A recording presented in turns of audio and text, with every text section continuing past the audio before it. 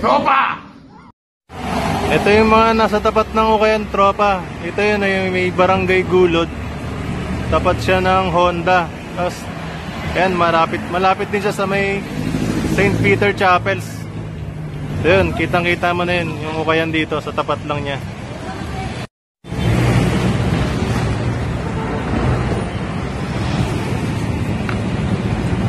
So yun mga tropa, nandito na tayo sa loob ng pangalawang store. Dito sa pinuntahan natin Ukayan sa may Nova Bayan. So nagpaalam tayo kung pwede mag-vlog. So yun, pinayagan naman tayo. So tara, check natin mga sapatos nila.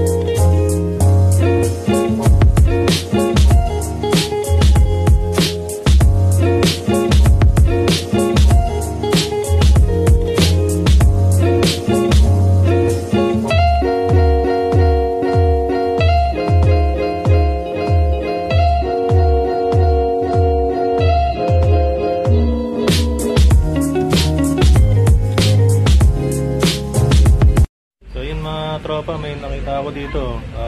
Bibira lang sa mga Ukayan to eh. Itong Crocs. Original siya pre, mga tropa. Legit.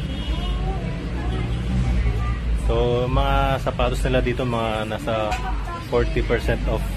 Kaya sobrang mumura nila. Punta na kayo mga tropa, bago pa kayo maubusan.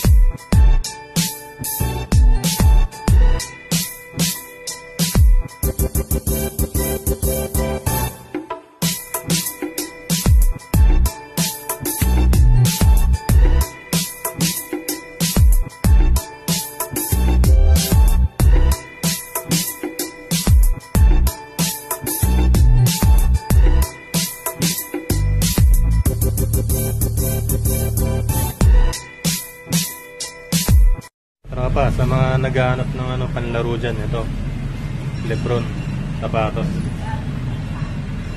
Ano to? 980 lang, tapos less mo ng 40%, 590 na lang. 9.5 siya.